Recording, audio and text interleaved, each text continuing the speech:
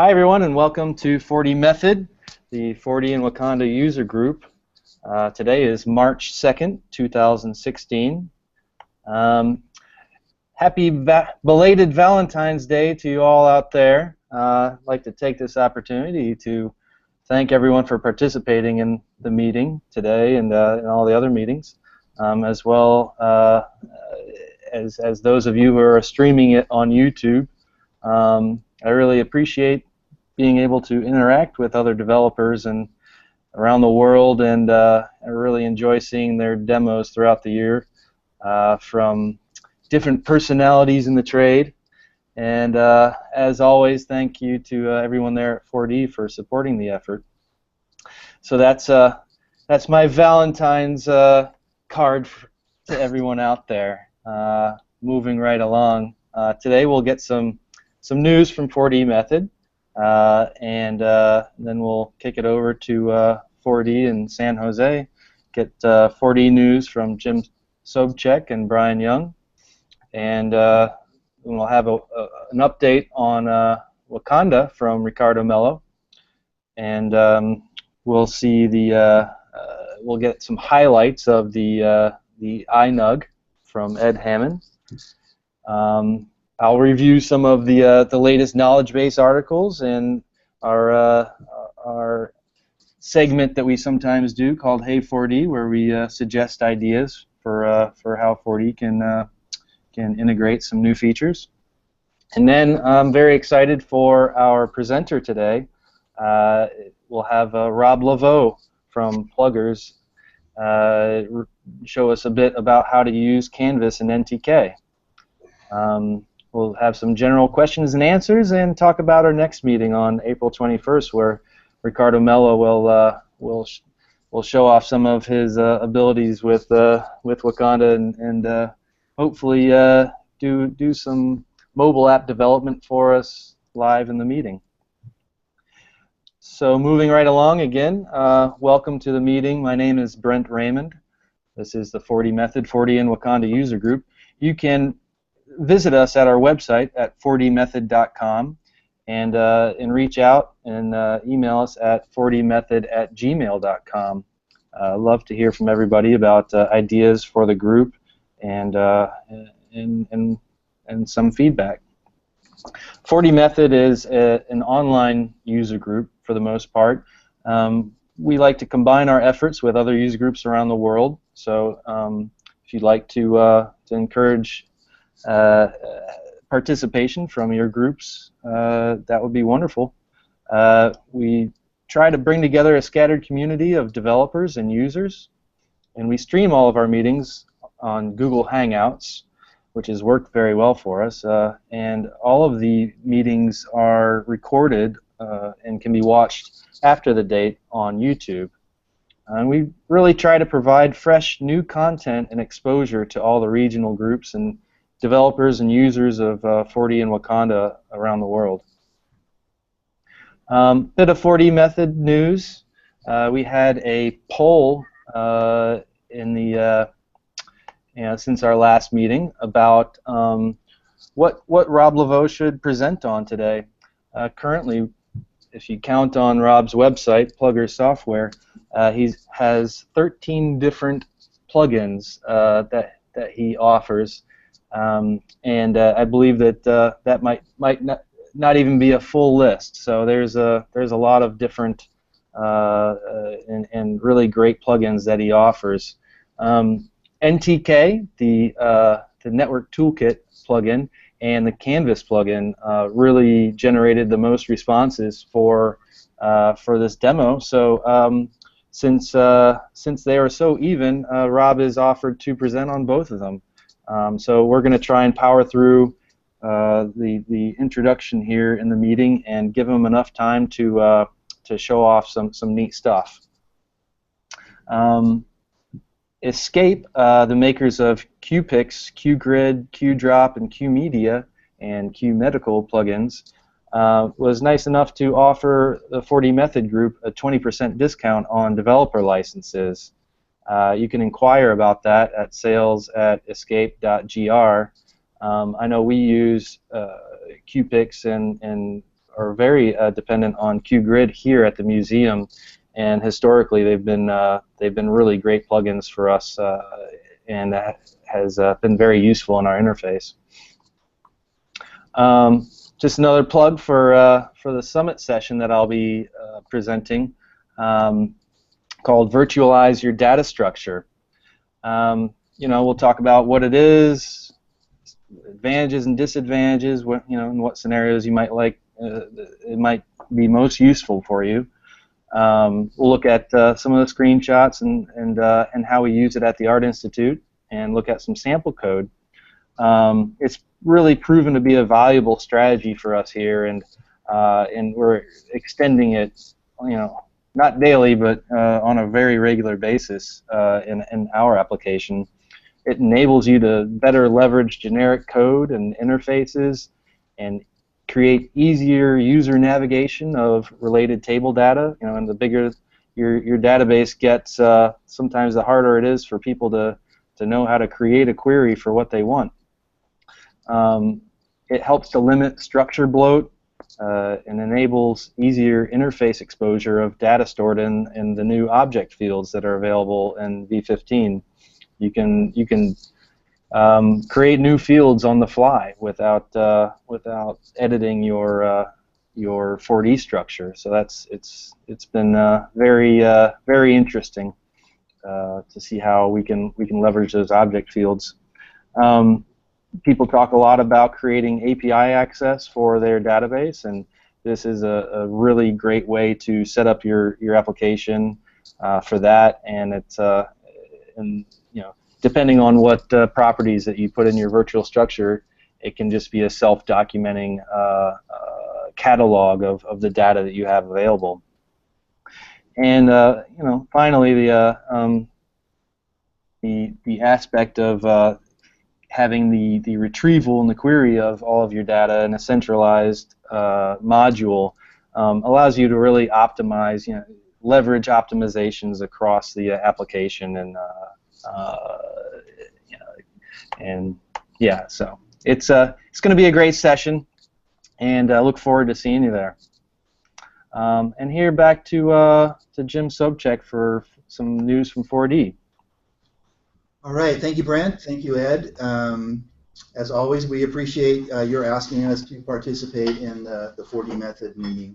It's been a lot of fun watching the group grow, and we're definitely looking forward to Rob's presentation today, and of course, Brent, your session at the summit. That should be a lot of fun. So as you can imagine, it's all hands on deck here at 4D for the summit in Portland, less than 5 weeks away. So it's getting down to crunch time. We're expecting a fantastic event this year. We're so proud that we can show so many new features in 4D. I think more than at any other summit. So we're really looking forward to seeing you guys there.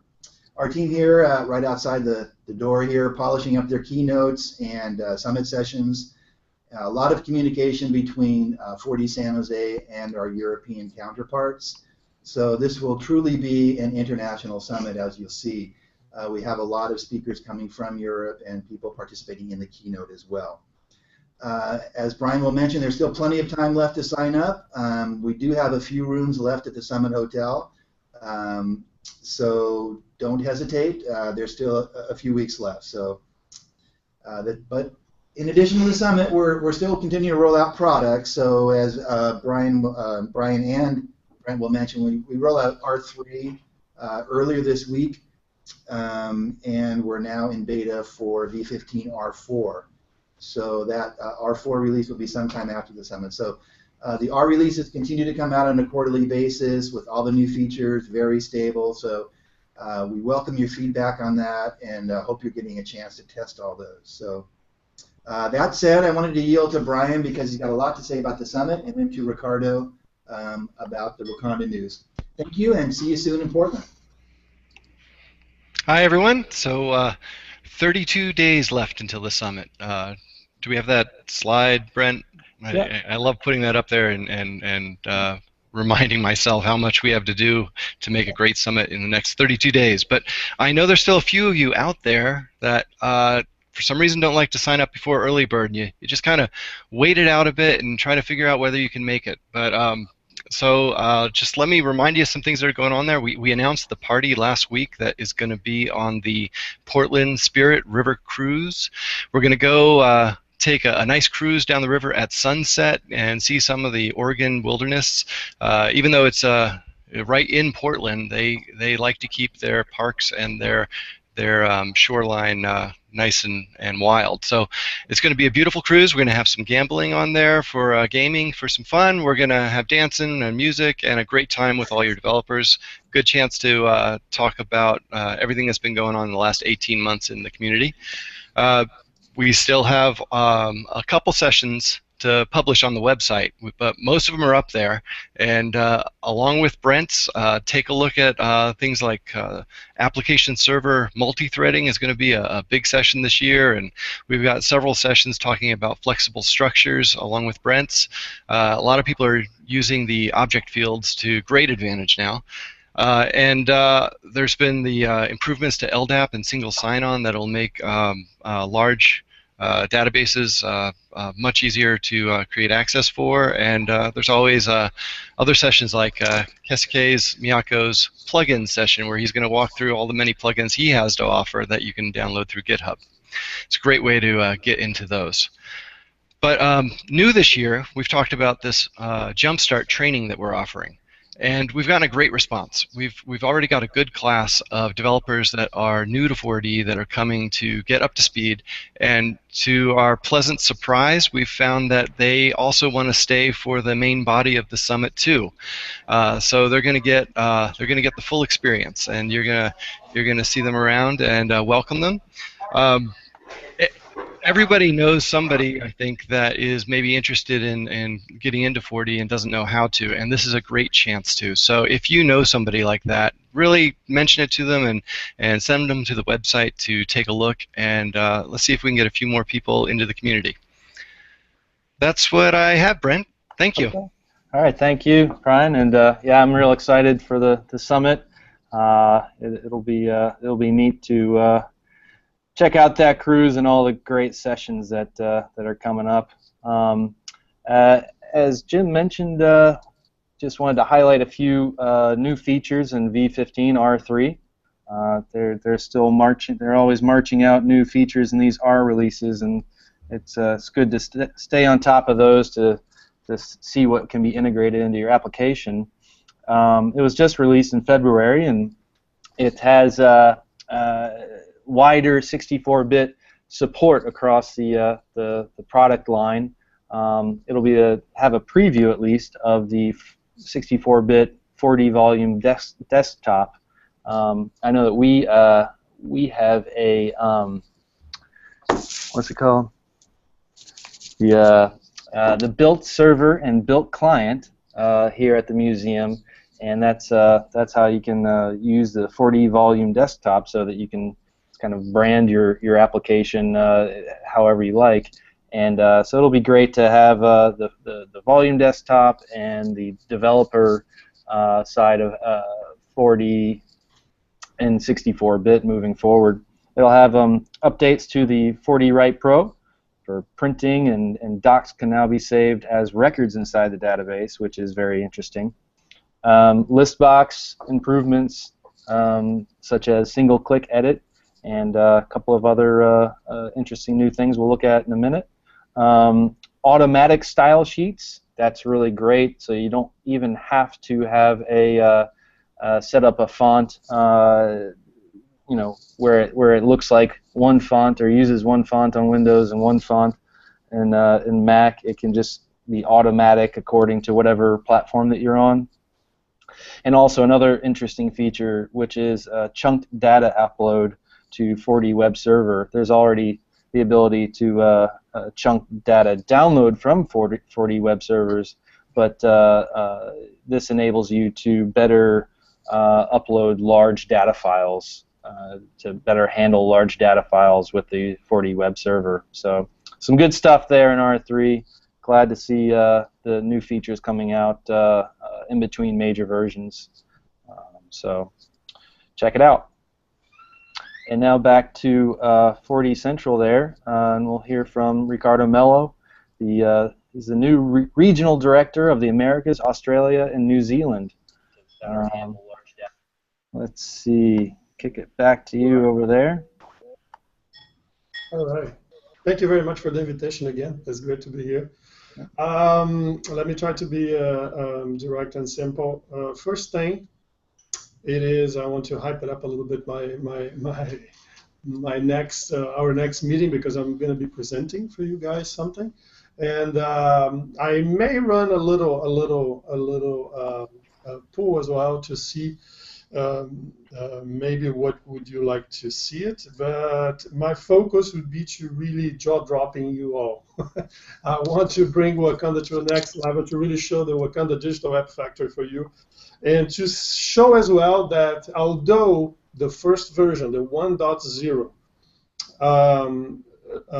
it utilizes Angular and Ionic in a way that's a little manual, so you have a little bit of coding to do behind the scenes, that I'm going to show some alternatives that you can build your pages and your whole flow and a nice editor and import that to Wakanda. So that's my goal. I hope we get a good crowd so we can show some nice features from the new Wakanda Digital App Factory. Second point. I will be in the summit as well. So if you're there and you want to talk a little bit about Wakanda, we are going to be presenting some of the topics are going to be around Wakanda, right? Yes. I'll be there as well. So if you are coming, do not hesitate to say hello and let's have a little chat there. That would be great. I look forward for the sunset and see the nice nature around Portland. Third point, I promise will be short, so just 4 points. Third point, it is, I don't know if you, if the community noticed, but we did some events, very interesting events. We're starting to promote large sort of events around Wakanda, which is like a hackathon type of events. We did one in India, which gathered more than 300 people that went to the event and to submit applications with using the new digital app factory. So it was very interesting. Lots of participants. Also, in terms of news, we moved our forum to Stack Overflow. So now all our support engineers are looking into Stack Overflow to answer questions. That's very important because one of the complaints we had in the past, it was like people could not find enough resources in the web for Wakanda, and now we're going to be starting to be changing that with the Stack Overflow, which is a very well-known platform. Every major architecture is there, so we're going to be present, and with our whole team of support, technical support, focus on answering those questions that are going to Stack Overflow. So we believe it's going to be very, very, very good for the whole environment and the whole platform. And the last, I guess I forgot the last. So the fourth was, what was? So no, I forgot. Maybe not that important. So if I remember, I'll jump it in. There we go. You have like this will be what we're going to be showing. The combination of Angular, Ionic, and Cordova to build up a real mobile application that you can deploy in Google Play or Apple Store. And we're going to have some nice graphical tools to help us in the process. So I hope I'll see you all there. Great. Thanks so much, Ricardo. That's going to be a very interesting demo. I mean, that's so much is always changing and moving along with Wakanda, and this is a very powerful new environment combination of approaches with Angular, Ionic, and Cordova. That will be great to see one of the pros in action developing a mobile app. So. Thanks again for offering to do a demo for the next meeting. All right, my pleasure. we are going to have to bump the e-digest until after Rob's presentation. Ed got called away for something urgent just a moment ago, so we're gonna skip that for right now. And I'll just talk a little bit about a couple of recent knowledge base articles. For one, there is the as I mentioned earlier, new list box capabilities there's a couple of new things in 15R3.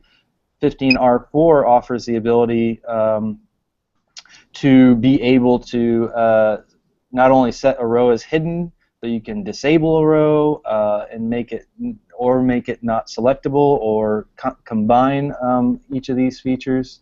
And this tech tip from the knowledge base will show you how to do that with R4 coming up here in the near future.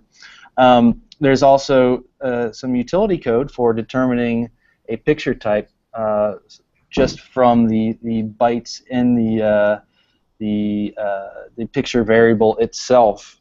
So that's actually pretty applicable code now that that the QuickTime integration within 4D has been deprecated, or at least detached a little bit, and so you'll want to have a the ability to analyze the picture files in some other manners that don't rely on QuickTime. So that's a good knowledge base article there. There's one on acquiring a web area screenshot from a web area in a 4D form. For all of us who are utilizing web areas in our interfaces now, sometimes that can be a good way to even troubleshoot an issue or be able to have something print to a browser one way or another from within a web area form. And then there's also a good tip about query by formula and its execution location. With older databases, there's a compatibility feature to enable query by formula to happen on the server. However, there is a caveat, a catch to this, that if you're using pointers within the query statement, that will actually, no matter what your setting is, force it to execute locally, which is it's a big consideration in optimizing your queries. So check it out. That's some always valuable information in the knowledge base, and it's a good use of a few minutes of your time to stay up to date with the articles that they put out there. And now our segment called Hey 4D. This when you're editing your code in the method editor, it's really nice how the 4D command syntax shows up in the status bar at the bottom of the method. In this case, you can see the append to array, where it's expecting an array and a value. How about also showing perhaps the first line of a project method, the first comment line, or even the project method comments, the first line of the project method comments of our own custom methods down in that status bar as well. So in this case, you can see our method array merge and how it should be called. So as usual, it'd be a lot cooler if you did.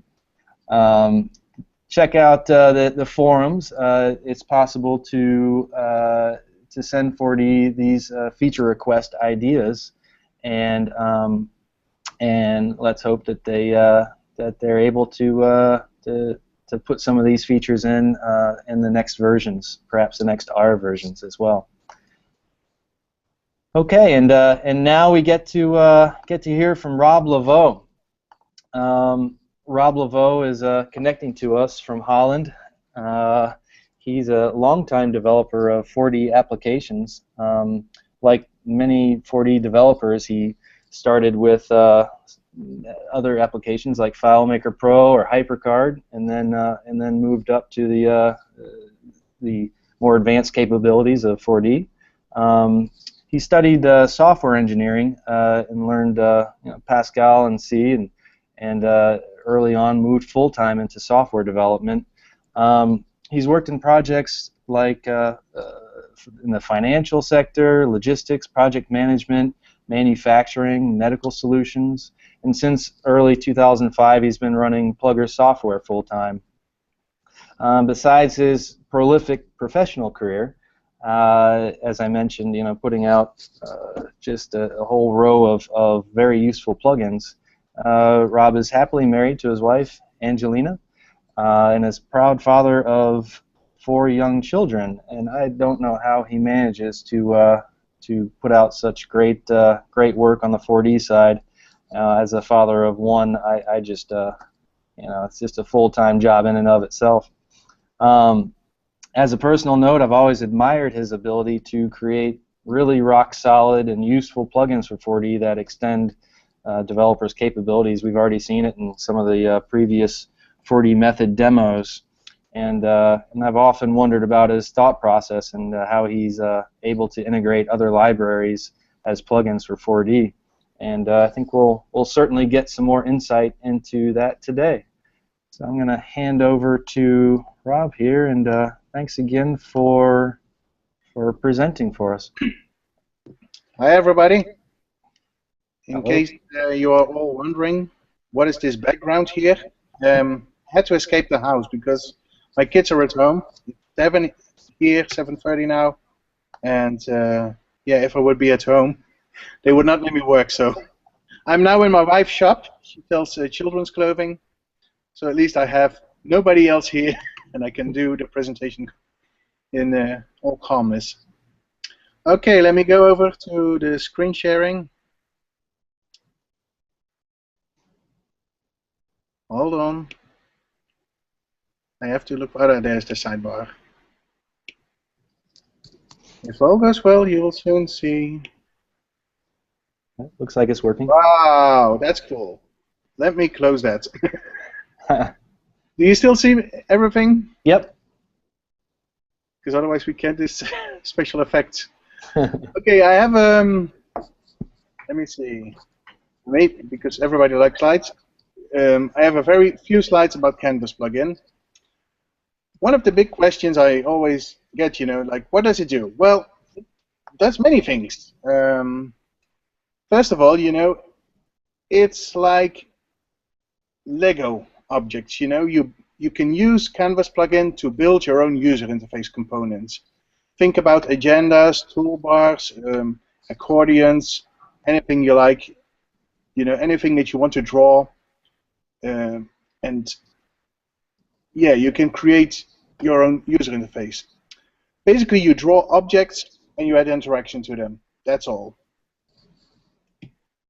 It has a very, simple object model. You have the Canvas plugin area, which is the top level. Inside that, you can have multiple layers, and on each layer you can draw objects like shapes, texts, pictures, picture library items, you name it. And then on each object, you can add event handler so that you can handle clicked events, drag and drop events, mouse enter, mouse leave events. Besides that, you have style sheets so that you can define custom styles. Let's say you want to make sure that everything has the right font and the right properties of the font, bold, the font size, the colors. You can place all those elements in a single place in the style sheet, and then can be used throughout. If you change the style sheet, then all your objects, the appearance of all your objects will inherit. Okay, that's the slides. Very little. I will now start with the first demo of Canvas plugin. Let me launch it.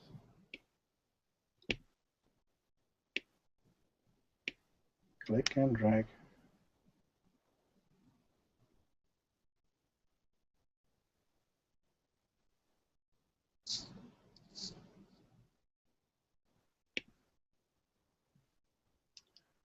Okay, I start with a very simple example. Here we just have a plugin area. If we look at the form method, I do a few things. First of all, I tell it what the view size is of my plugin area. I make the scroll bars visible. Then I draw a text object. I set its appearance here, and I add some interaction here to it, to this text object. So anytime it receives a clicked, a mouse enter, or a mouse leave, or a drag and drop object, it will call this project method right here. Then I can do something. So in this case, I just change the text of the object. So when it receives an onClicked event, it will change the text to onClicked. If it receives a mouse enter event, it will go to mouse enter, etc. Okay, let's run this. So there, we have our hello world text. And then if you see, if I go with the mouse in, you can see the text change to mouse enter. If you go out, it changes to mouse leave. If I click, you see it changes the text to onClicked. And then I can drag and drop this object around, and everything is handled by this callback method here. So you can do many things. You can move positions of other objects, you can change colors, name it. You can, of course, update the database and do all these calculations. Okay, from here I will go to a more complex example. It's the famous schedule demo. It's like an agenda type of interface. On the top you see the different projects, and then from top to bottom you see the times, and I can here set the resolution, so I can set it to 30 minutes. Make it a bit bigger. I have multiple views. I can go to a week view, so I see all the events in a schedule for a week, or a resource view where I can see all these, where I see all the days horizontally. And then you can move these objects around and resize them. All this is done, by just programming. You program, to draw all these lines from the top to the bottom and all the objects on it. But I will show you how to do this, how this example works. I will step by step.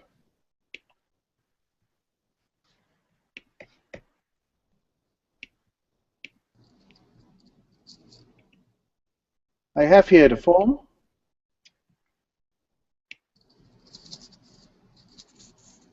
And as you can see, it's just basically a big, plugin area. Here we have all the code. Of course, this is it requires a bit more code than the previous demo.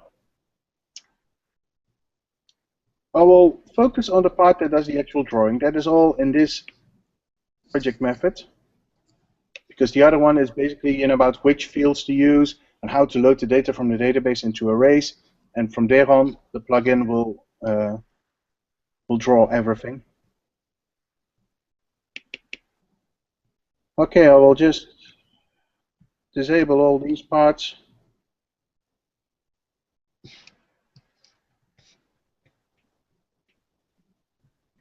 So that we see step by step what happens. First of all, the only thing it does is it sets up a few layers.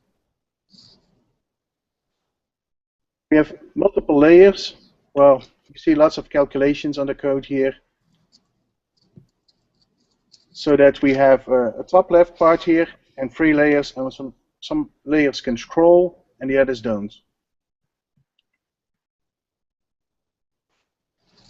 Right now we only have the top left corner visible. I will enable these parts here.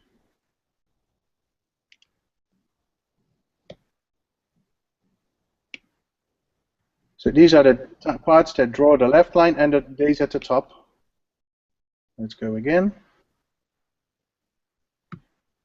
Maybe it shows a bit too much. Let me do it one step at a time.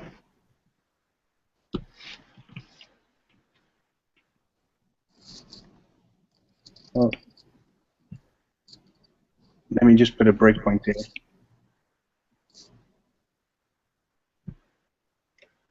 That's view number 3. If we go into the code, you can basically see we first get a reference to the layer. We delete any objects that exist there. We retrieve some various properties here, like what time do we need to start at. You see the end time from 7 till 9 o'clock in the evening. That's the date, the time range we want to display. The interval, which font to use. All kinds of properties. We start with a background. And then it's just a loop that draws lines of rectangles, actually.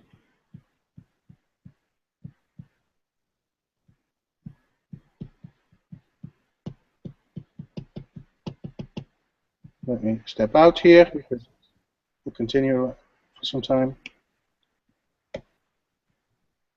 And then we only have this part. So we have the times on the left here, and those lines here, the rectangular lines, and with the gray area, and horizontal lines to indicate the times.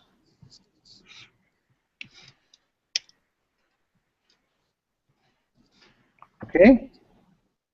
We will open it again, and I will put a breakpoint here that will show you how to draw the resources, so the names of the projects that we want to display. Again, we get a reference to the layer. We delete any objects that exist there.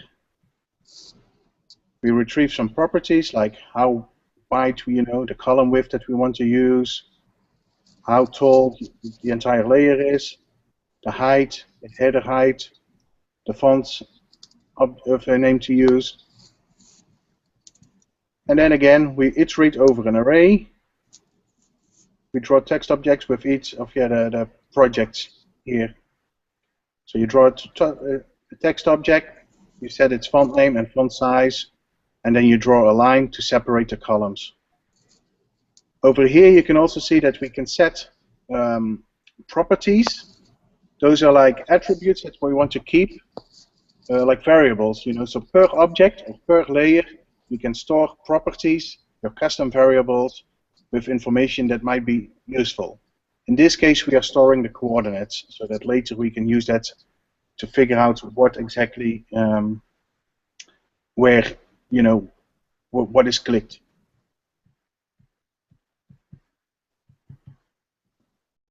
Okay, I'll step out of this code again and redraw. And now we see we have these horizontal lines. So then the final step is to draw the event on it. Oops, that's the wrong choice.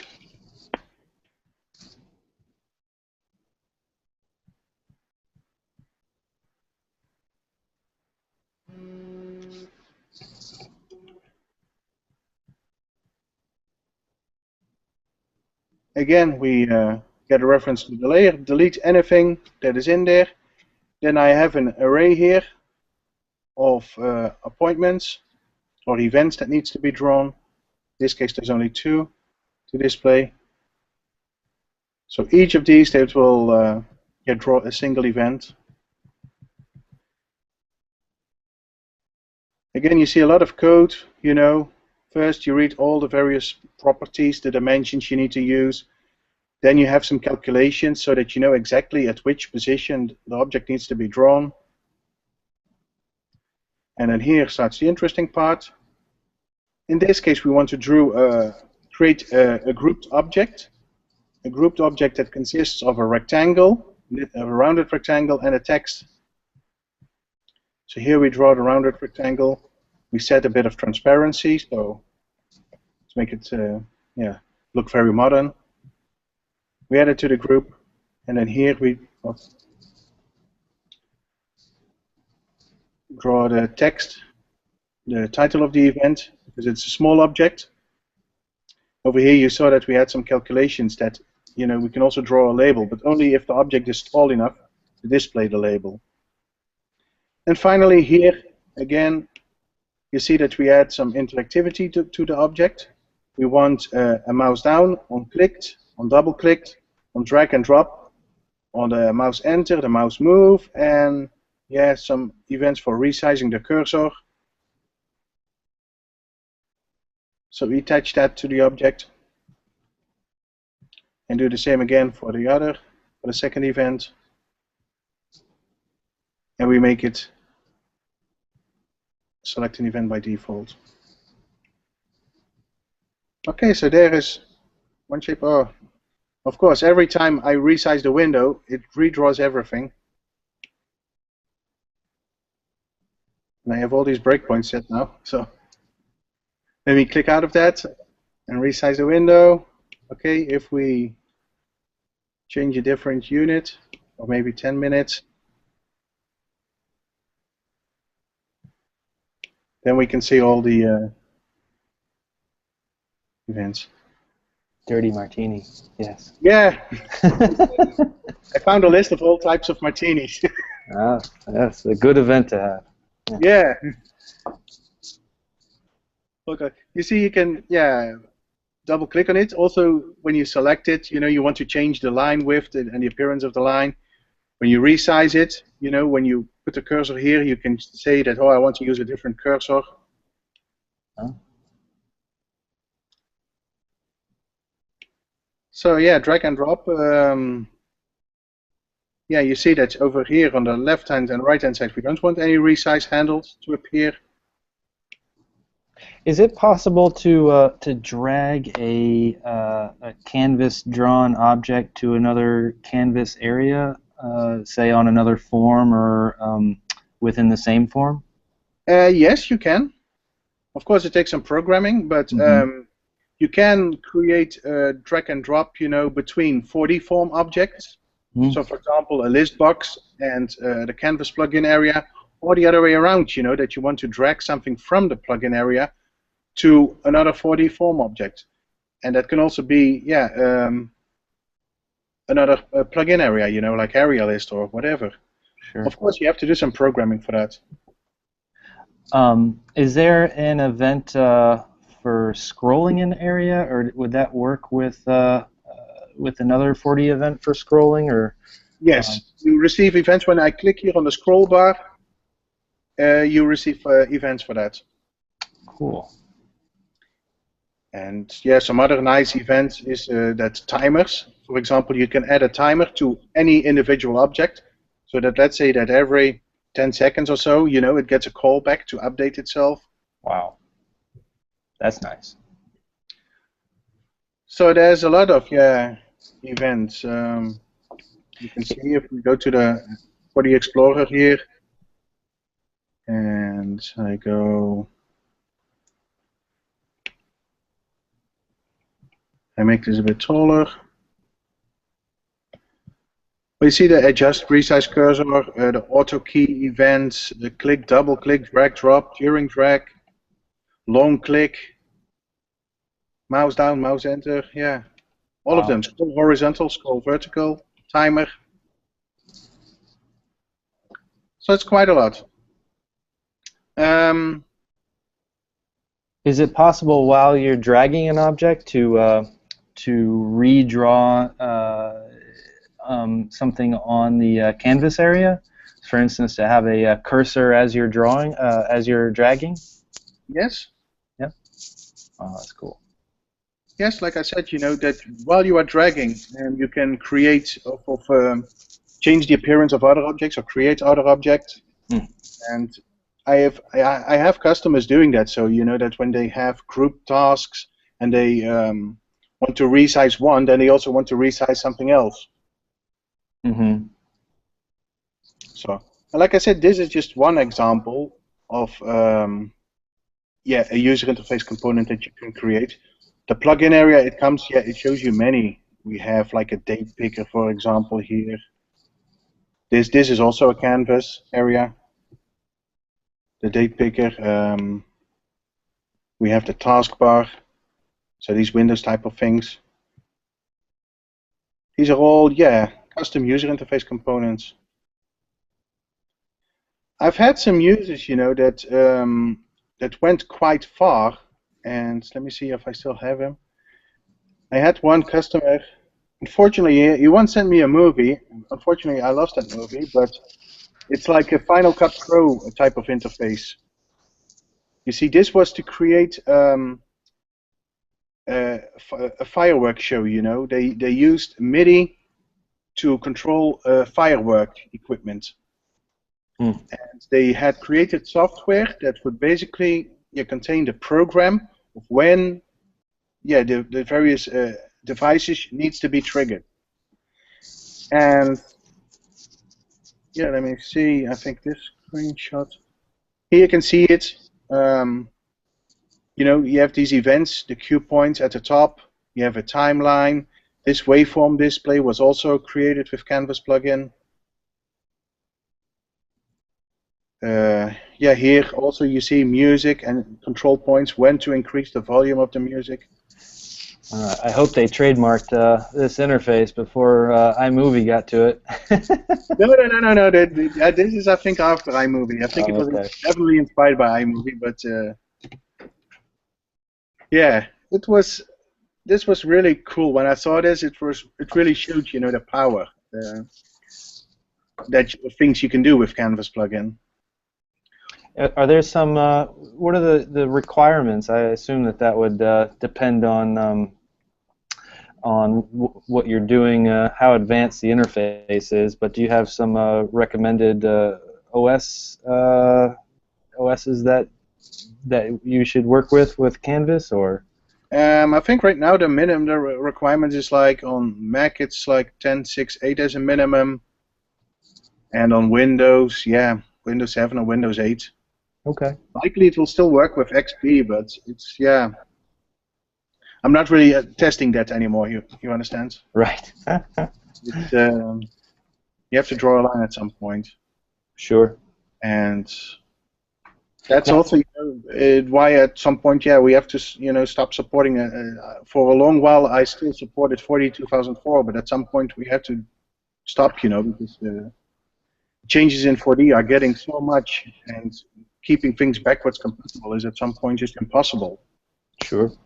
Now, does Canvas use an open source library of sorts, or is this all entirely custom code? This is entirely custom code. Okay.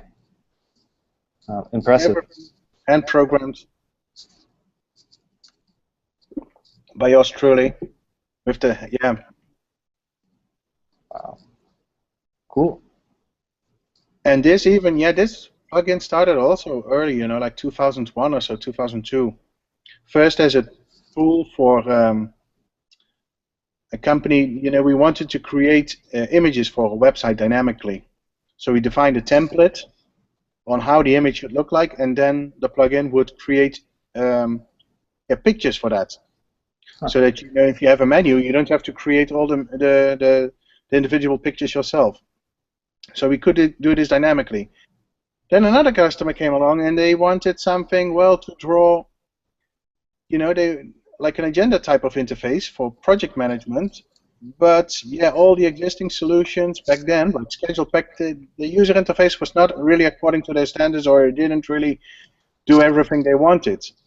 So they asked me, like, can you help us? So, and that's when the idea for Canvas plugin started. So because I had the drawing engine already, and then I started to think like, okay, how can I add interactivity to this? And how can I add all these mouse events and all these events to it? And that's how it came to be. Back in the old days, version 1 was completely focused on quick draw as programming, you know, for the drawing operations, because that's what 4D used at that moment. With version 2, it was a big part. The whole graphics engine was rewritten for core graphics on Mac and GDI Plus on Windows. And now again we get to the next iteration, because Windows also is a moving target. that at some point, GDI will be replaced by direct 2D.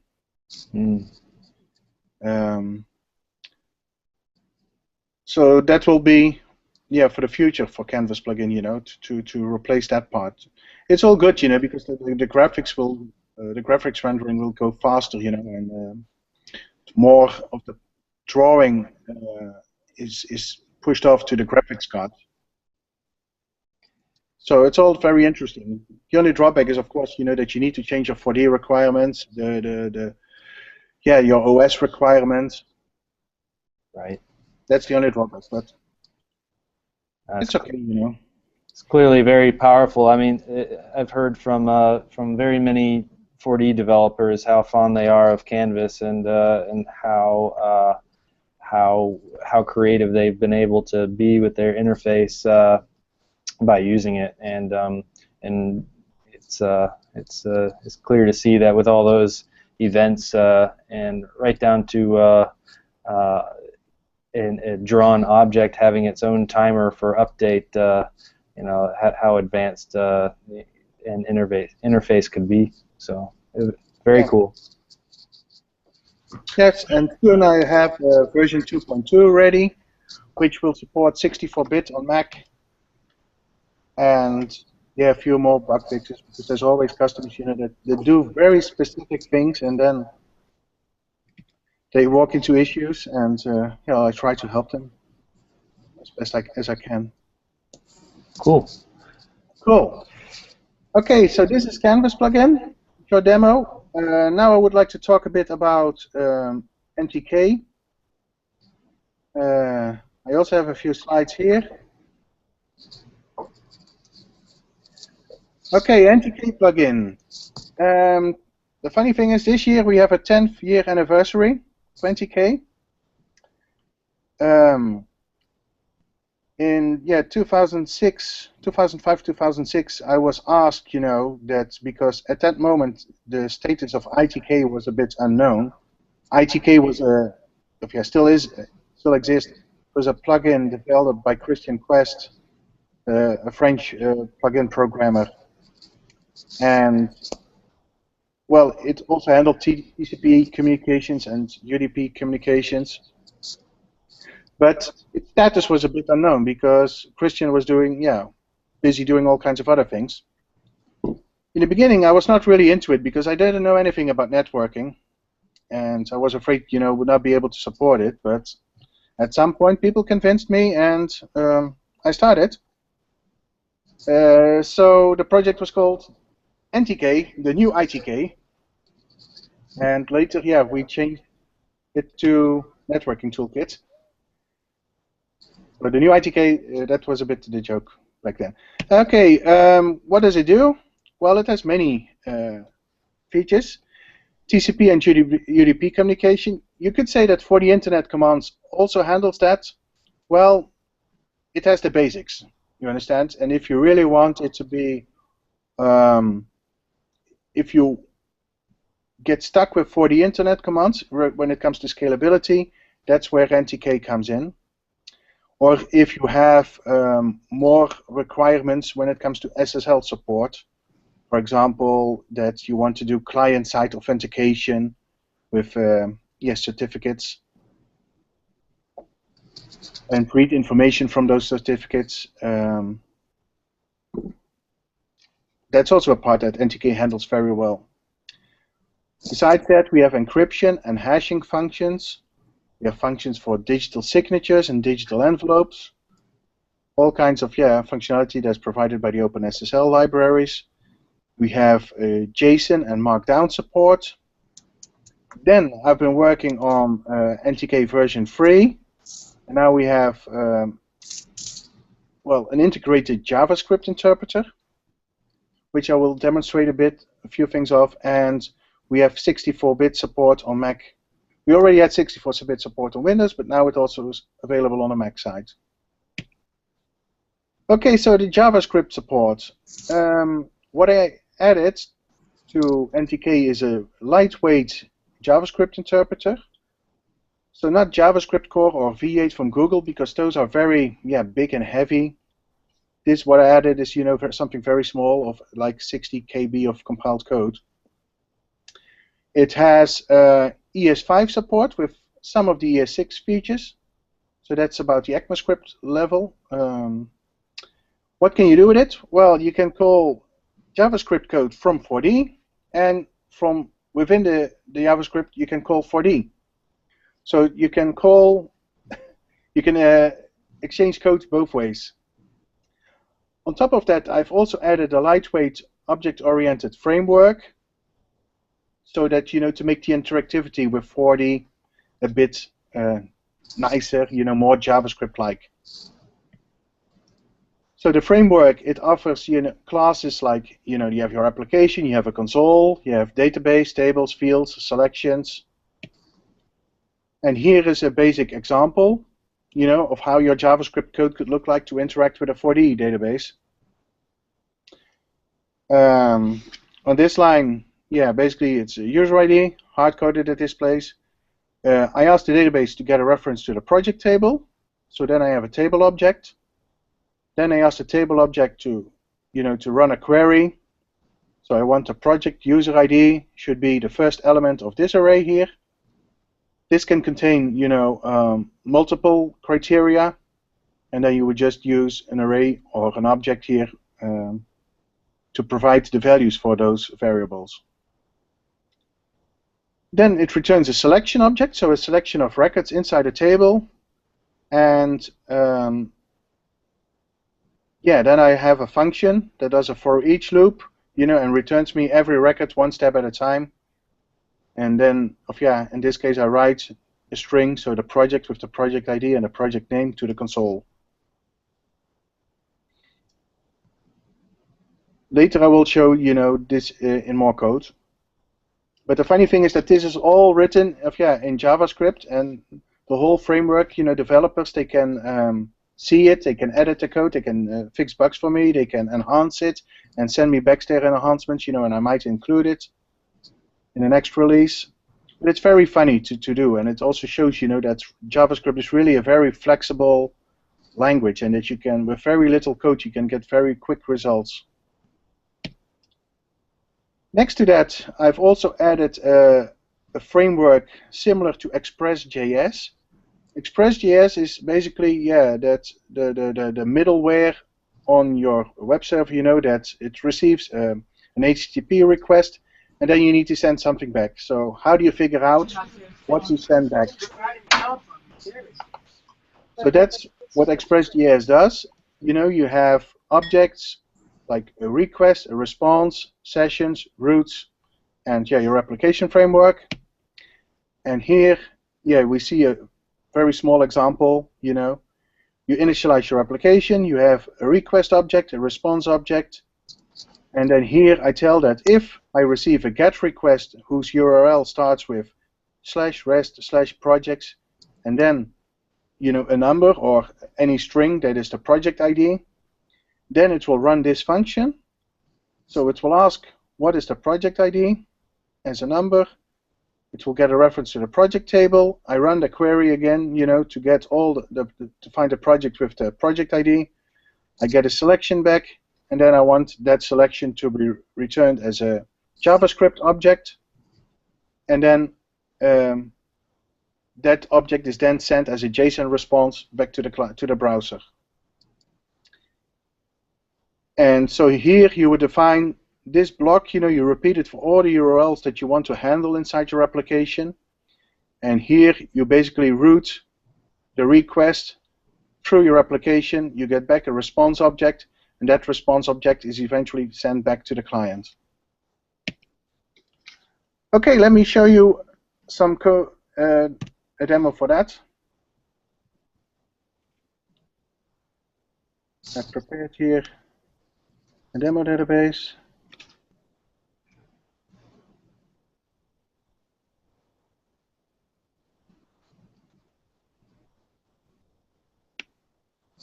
Okay, we have a web server running. The first part, is just to show you a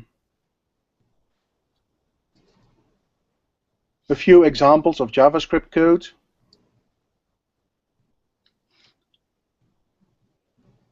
let me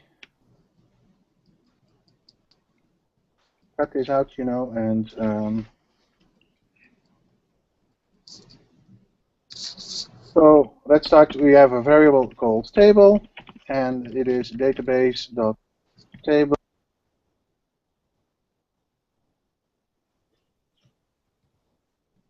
Oh, of course, I have to do something with this.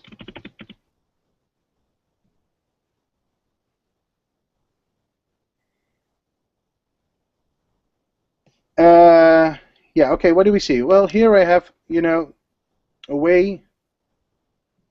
I ask the database class, to get a reference to the project table, and it returns that in this variable. And then I log it to the console, so I can see the output here. So I know that, hey, that's table number 4, and its name is project.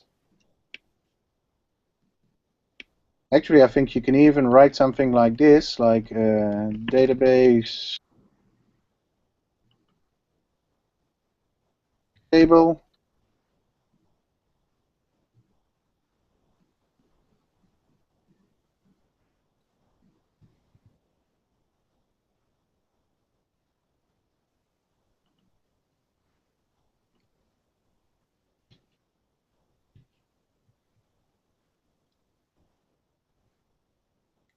Doing this in 4D, well, editing JavaScript code is not, I'll try.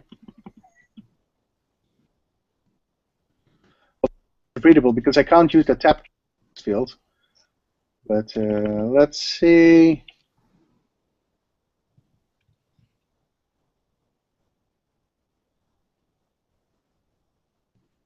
Basically, I have, a database, and a database has multiple tables, and I want to iterate over those tables.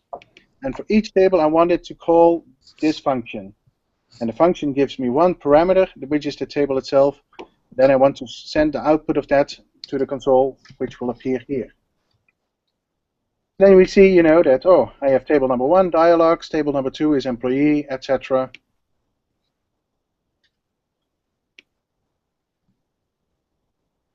Okay, let's go back to the example that I made initially. Here again, this is a function, so you can measure the duration of. It's like a profiler. You understand, where you can measure the duration of particular code blocks. Here again, I ask, the table. I run a query. Project.userid is $0, and $0 gets replaced with the value in the array that I put here. You can use an array. You can also write an object, and then you would say user ID. That's another way to write it, to pass values to the query object. This will return a selection, and I can ask for the count. So how many records did I found?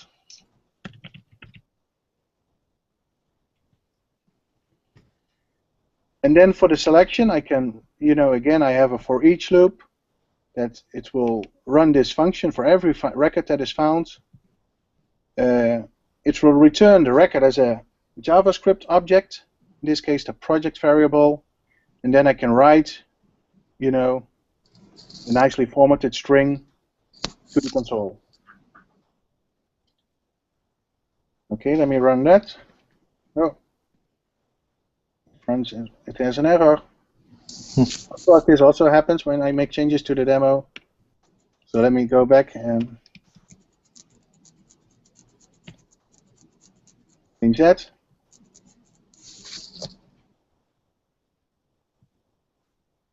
Okay, so here you see that I have a few more, like how many? It's like a little more over 100 projects.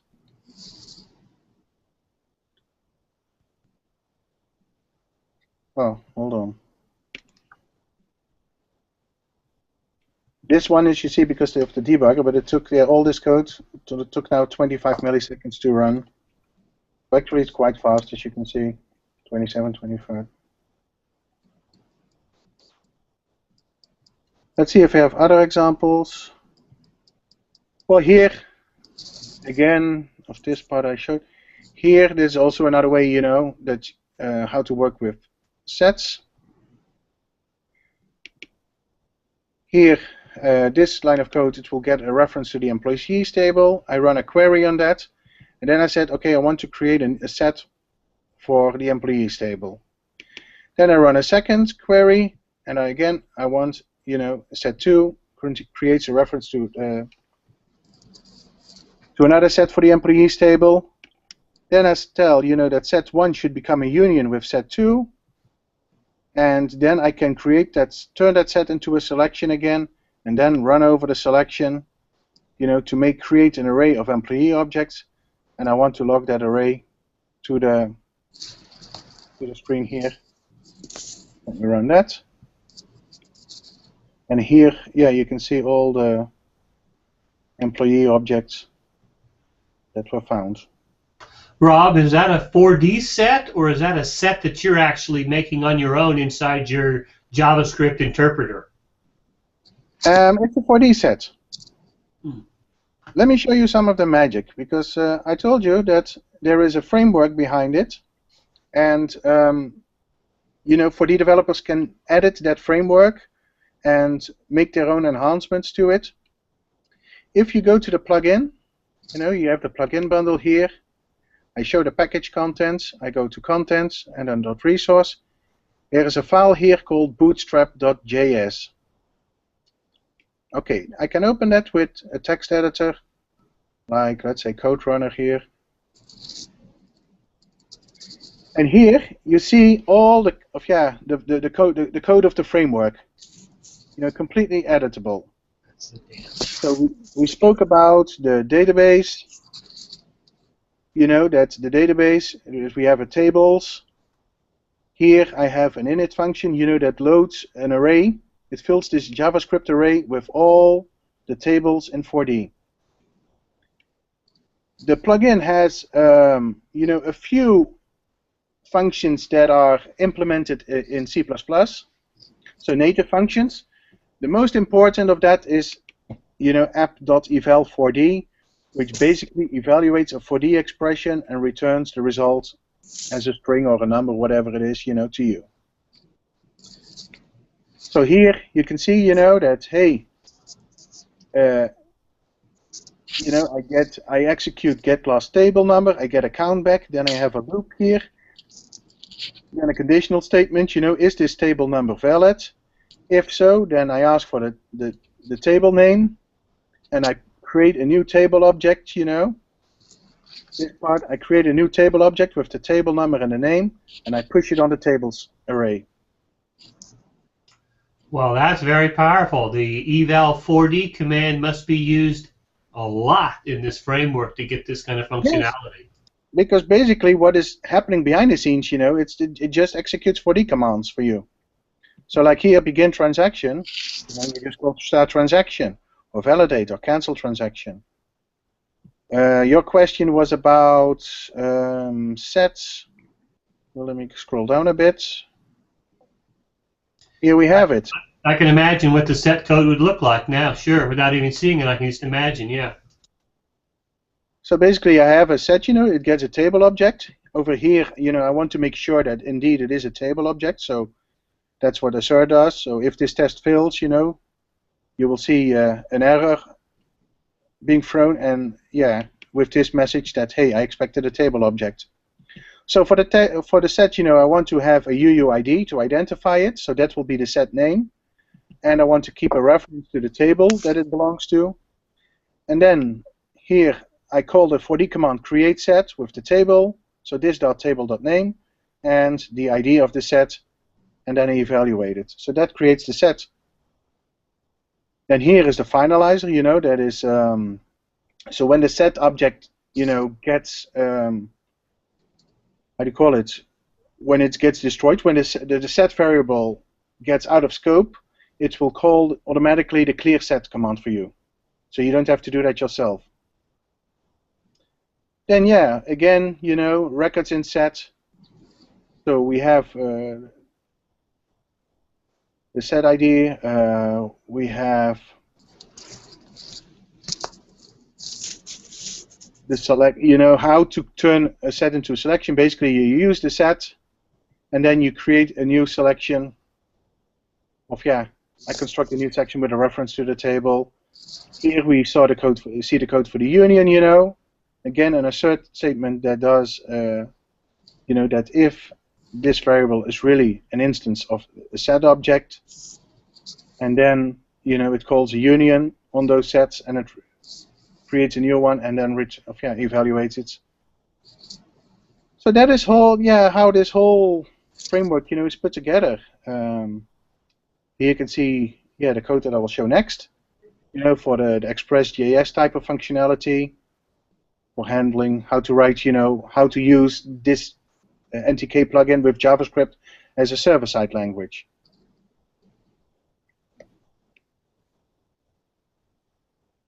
So yeah, all this code right now, it's like, a little over 700 lines, including the comments. If you minify it, I think it will be left with a few KB.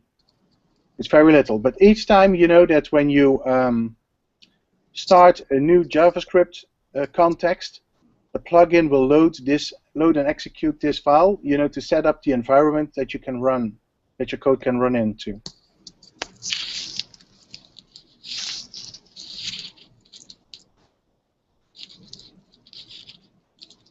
Because here, let me see.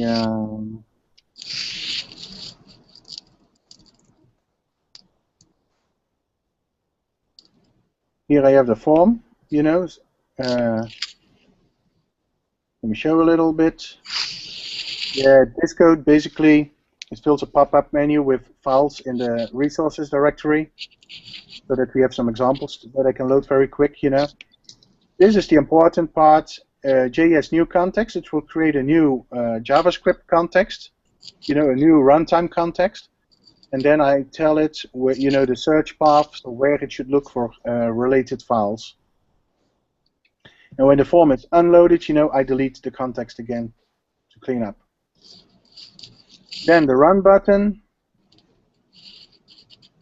I have here, you know, a text variable that you can use, you know, to provide input. You know, in Unix we have standard in, standard out, and standard error. Those are like inputs and outputs, you know, that you use to communicate with. But I've also implemented something like that in the plugin. So you can provide input to the plugin. You can run, you know, the script that is in here, in this variable, and it will return you the output in $result. Then over here I have a few lines that, you know, read standard out and read standard error, so that I can capture the output and any errors.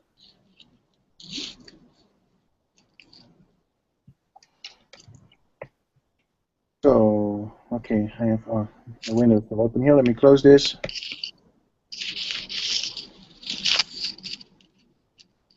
And open it again. What else can I show you? This combo I showed already. Okay, I can run it again. You can see that it's all, very fast, you know. It's really a very lightweight but very fast interpreter. And also, one thing I forgot to mention, you know, that once this script is run, you can keep the compiled code in memory and just call particular functions from it, you know, so that the script itself does not need to be recompiled every time. Let me see. So you've got your own cache that you maintain for scripts, so you know that they're compiled or not, and you can just rerun them without recompiling them. You have your own cache that you're managing. Yeah, well, basically it's handled by the context. You know, that if I would write here a function, hello, and then name.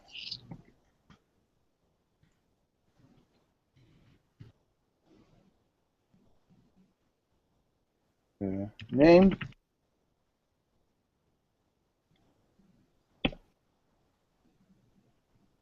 I can run this function, but it doesn't do anything. So that is, you know, very good. But now I have a hello.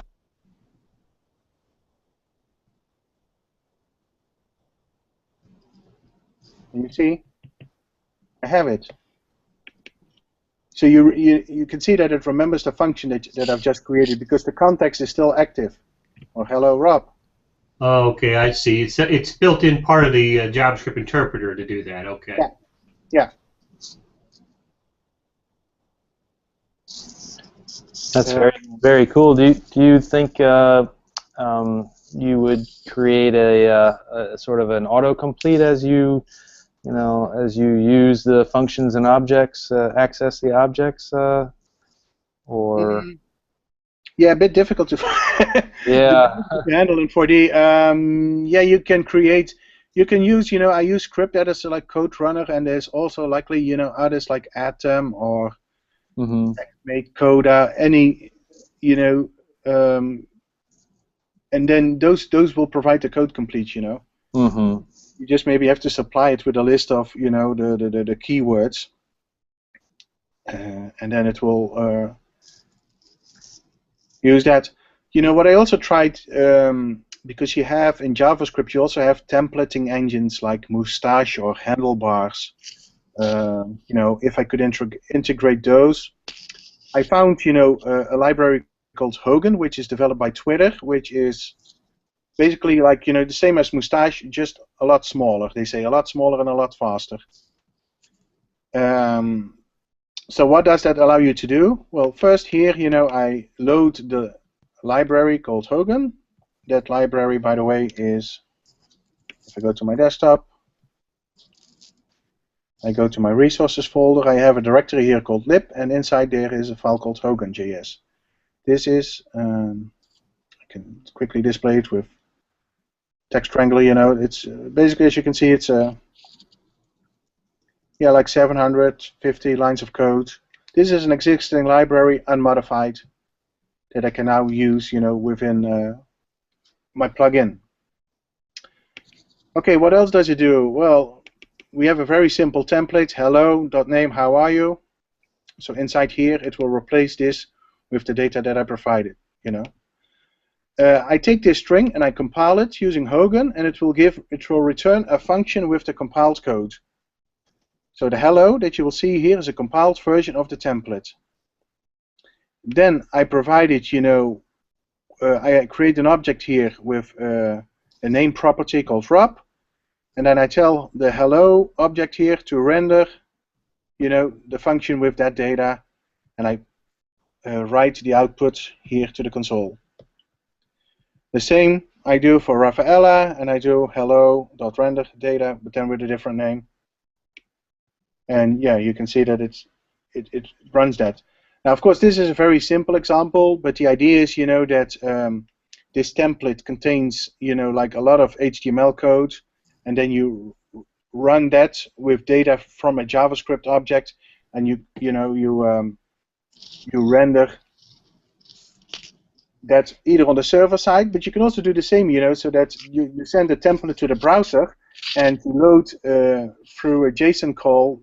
You load JSON data from the server, and then you tell the browser to merge the template with the data and complete the output. That's how most web applications work nowadays. They offload a lot to the browser. AngularJS and so, they also have templates, and then JavaScript of JSON data coming from a server, and then that is put together on the browser side. Let me see, I have another example here. Also again, this is a very simple template. It puts an ampersand in front of the name. You have an array of data here. And then, for every element in the Teams array, it will run the template. And then, return the output on the screen. It's all very simple, but you basically get the idea. This is, what you could use inside the server-side framework to to provide REST services. Okay, I will go one more example, which is about how to utilize this part, as on the server side, as a server-side JavaScript.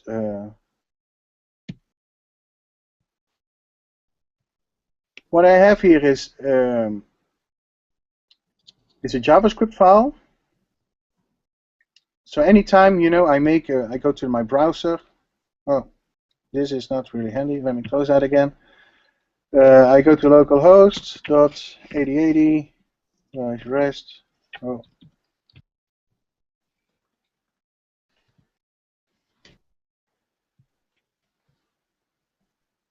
Okay, I have here a simple, you know, I make a simple call. I ask my REST server, you know, the project -1, and then it will return me the project with ID 1. Basically what it does, it runs this file, you know. This is how similar to how ExpressJs works. ExpressJS, you know, is a framework that's used by Node.js, where people can use, you know, like JavaScript, also like a server-side language. So here, the idea is, you know, that whenever I get a GET request and the URL matches this, so rest-projects, then it will return this callback function to send me back the data. Similar here, you know, if I get rest-projects and then with some extra data, like in this case, the 1, you know, if it gets a URL like this, it will take the 1 and store it. You know, this line, the colon.project ID, will add that 1 that is actually part of the URL and add it as a request parameter, so that in my callback method, I can read it, I can get the project ID, you know, and I can, yeah, again, you know, get a reference to the project table. I perform a query on the project table with the project ID. I get back a selection, and then I send back that selection, you know, to the browser. So that, yeah, basically you write your all the URLs that you want to handle, you know, whether it's a GET or a POST request or a PUT request. Yeah, you handle it like this.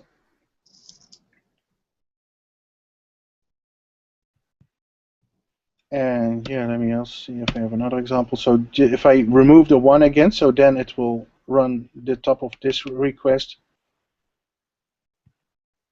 It will run that request and send me back all the projects. So this is really neat, you know, because it's, yeah, you know, if you have developers, you know, I'm working many times in projects where I have to deal with JavaScript developers that don't know anything about 4D, and this way I can just, you know, tell them like, okay, you know, ExpressJS, this is similar, you know, so I can very quickly help them to create the web services they need. Cool. Yeah, it's when I was writing this, you know, it was really like cool, and I'm like, oh, I can also do this, I could do that, you know, I can do this.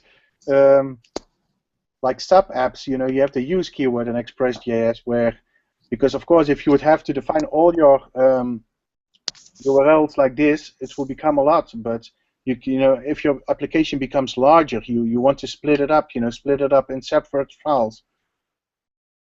So yeah, I really got enthusiastic, you know, writing this. It's really fun. It's a different way to deal with 4D. And sometimes, you know, it makes you wish that, oh, what if 4D also, you know, if I could use JavaScript as a language in 4D? Well, I've created that now. But at some point, you wish, you know, that you could use it also to create your desktop application like that.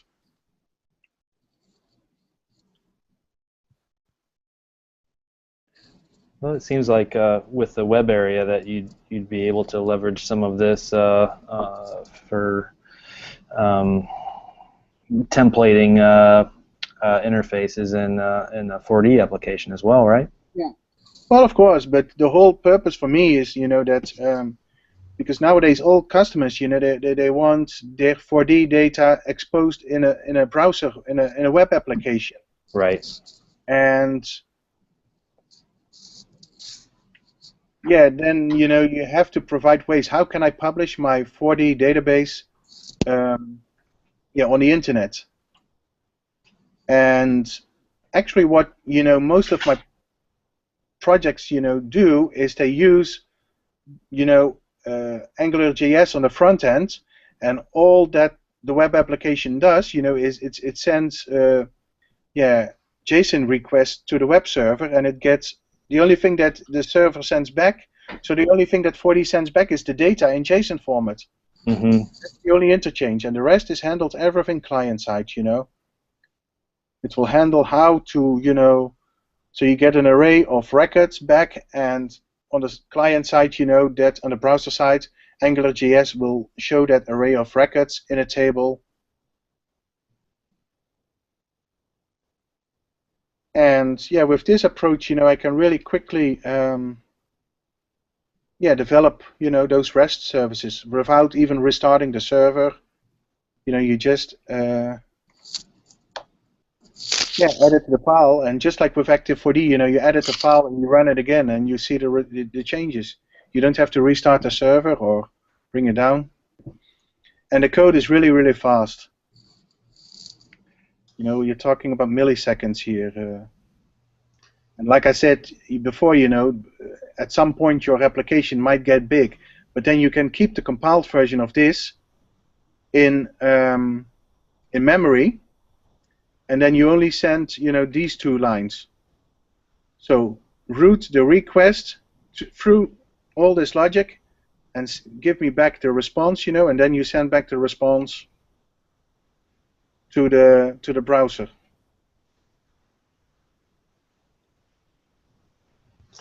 And all without the need for a web area at all. You don't even need a web area to do all No, of you it. don't need a web area. Of course, if you want to do it, you can, but it's not really needed. If you have the data, you have the 4D programming language already on the desktop side, and you have the 4D user interface already on the website. So that is okay, But this is really, that's how another way to bring, your 4D data to the browser. Yeah, it seems really powerful, and you're right. It's much easier to find a JavaScript developer out there than it is to find an experienced 4D developer, and even trickier to find somebody that knows both. So, were we to be able to use this to open up the 4D data through modern JavaScript techniques and libraries, that's huge. Mm-hmm. Yeah, very impressive. Now, are the calls still being routed through the 4D web server, or is this being handled? This is using the NTK web server. Okay. Yeah. You see let me see if I can put a breakpoint here somewhere. Yeah, you can also use it with the 4D web server, Mm-hmm. You just have to make the API compatible, so that let me see.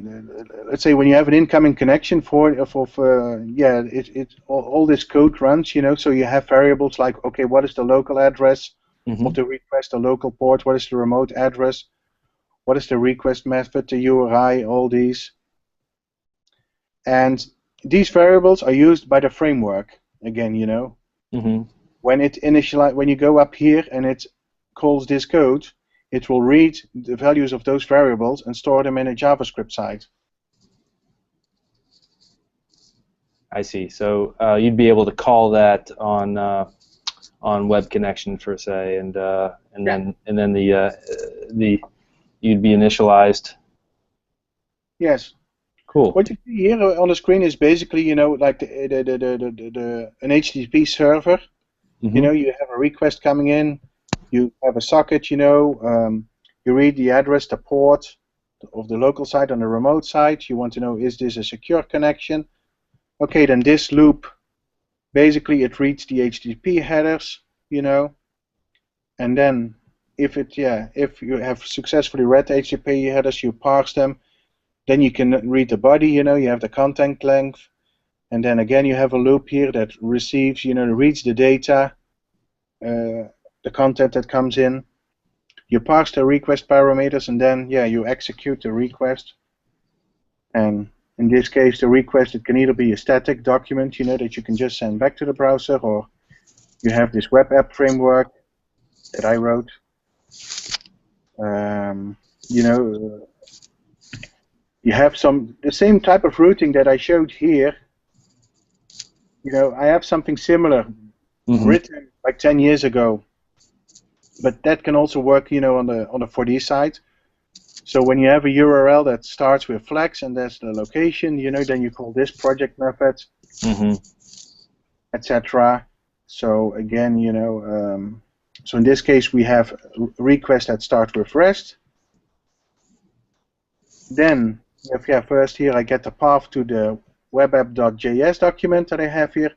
I start a new context, I set the search path, I run the script file.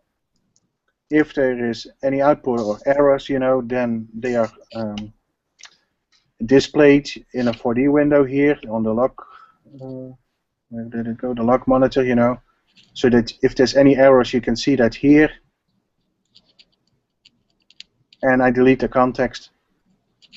But the rest is handled by this, by the code here. So the whole request is handled by the code here, and it sends back the response. Yeah, no, that helped a lot to put it in the context. Yeah. I'm gonna ask for some questions. We have a couple of questions on the Canvas plugin. If anybody has any questions on NTK right now, we can address those first. And anybody who is streaming online, it is possible to ask questions through the Google Plus site there. Now would be a good time before we go to Canvas. But if you have any questions, go ahead and put them in regardless.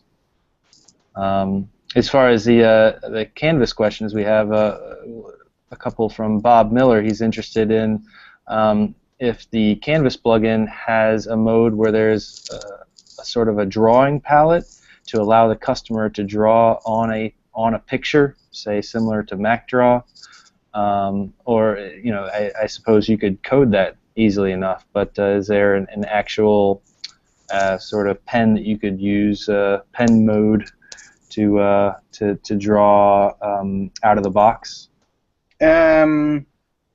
No, I don't provide that natively. You could create something yourself like that, and I know some customers that have done that. But it's not, where the focus of the plugin is. If you only need that functionality, like MacDraw type of functionality, then look at the plugin from Hubach, that they have that already built in for you. Ah, okay. Which one was that, or do you remember? HM Draw, I think. Oh, HM Draw. HM Report and HM Draw, they are basically the same plugin, but let's say the license number activates different functionality. They provide that part already built in. Okay. Of course, if you don't like their user interface or you really want something more custom, then of course NTK becomes an option. NTK Canvas plugin becomes an option again. Like I said, you can create it with Canvas plugin. It just requires some programming. Okay. I know 2 developers at least that have done this. One to create like a custom label editor, and the other one I don't remember exactly how to use it, but indeed they were looking for this type of functionality. We have another question from Tom Swenson. Hey, Tom. NTK sockets, any plans for Start TLS? I'll put it on the list. Okay. All right, good. I'm sure that list is it's only got a couple things, right? Yeah, well, usually I have to come up with the ideas. It's a few times a year, that customers really ask for something, but the NTK has quite a lot of users, but they don't really often tell me what type of new functionality they are looking for. For NTK version 3, I made some enhancements on the SSL side and again on the encryption side. Like how do you call it when you have encryption? You have the salt that you can provide and creating of random passwords. Cool. Yeah, that type of functionality, that's also part of version 3. But Start TLS, yeah, I've been thinking about it before, and I'll put it on the list. I just have to find a way to implement it in a neat way. Great. Now, both very powerful plugins, but that's only 2 of the plugins. There's a whole bunch of other ones out there. So I hope that that you come back and show off a couple more of them sometime in the future. Okay. Just gonna switch back to your information there. Rob can you can email Rob at rob.laveaux@pluggers.nl and check out his website. If I can bring up my presentation here. If you check out his website, you see some more of the plugins there. Plugins for PDF editing and viewing and creation and PostgreSQL access. I know that there's a MySQL plugin in there somewhere. I don't see it. MyConnect, right? Yep. There's just all kinds of stuff. SQLite plugin, Spotlight. So much you can do with Spotlight. That's very cool. Regex. So it's there's a lot of other goodies out there. So please come back and give us another tour.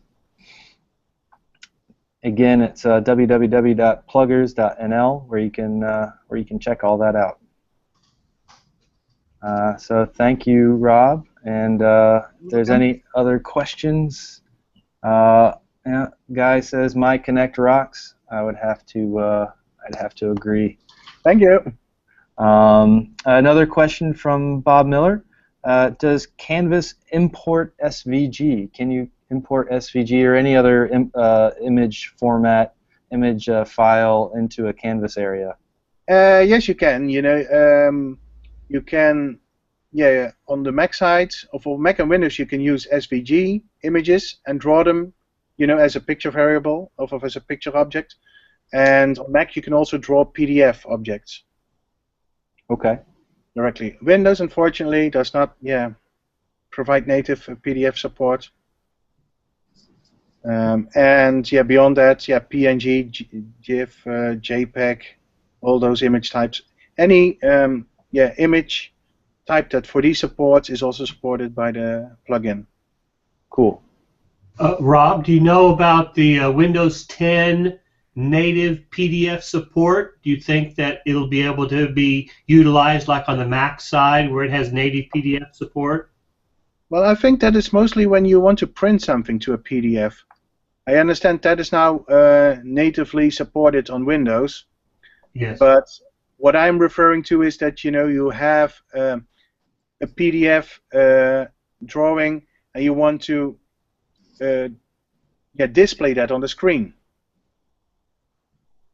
So rendering of a PDF document. That's what I was wondering, if the Windows 10 native PDF support implementation was like what's on Mac OS 10, and I guess it's not. It's more limited. I think it's non-existent at the moment. I have not seen that on Windows you can now render a PDF natively by the OS. It would be good if they added that, because then Microsoft they tried for long with the XPS format, which that was a big waste of time for everybody. Nobody really used it. They wanted to see if they could replace PDF, but PDF. Well, it's nice now that they do support the PDF, or at least 4D with Windows 10. You can now use the PDF support like you do with PDF Creator, but I didn't know the details of how far Microsoft went in implementing PDF as kind of a native format. I can see that they just did a half-assed job, basically. Well, they did one part, capturing a PDF. So you want to print something, you want to send it to a PDF. But now we are talking about the other way around. You have a PDF and you want to render it on screen as any type of image. And that part is, as far as I know, not implemented yet. Okay. Well, thanks again, Rob. Our next meeting is going to be coming up in another 6 weeks or so. You can check out our schedule at 4dmethod.com/schedule, depending on where you're connecting from. Our next meeting is April 21st. We'll hear from Ricardo Mello. We'll show off some new capabilities with Wakanda. And as usual, I'm calling for more speakers who want to show off some cool stuff that they're working on. We have open dates on August 31st, October 12th, and December 7th. So it's a great way to show off your skills and to and perhaps market your services and whatnot. Just show everyone how great your work is. So. Any other questions or discussion? As usual, all feedback is appreciated to 4DMethod. Just check here. Nope. Sorry for going a little bit long today. And we'll just have to defer to next time for the Ed Hammond e-digest, or perhaps we'll post that on a page on the website. Wink, wink. So thanks everyone, and really appreciate getting together, and thank you so much, Rob, for your presentations, and to 4D for your news. Thank you, Brent. You're welcome. Okay. See you all at the summit. Yeah, see everyone at the summit. We're all in Portland. Yeah, I'm very excited for that, and it'll be there'll be a lot of interesting sessions and a lot to learn there, and it'll be good to see everyone. So, all right, till next time. Thank you. Okay, see you. All right, bye-bye.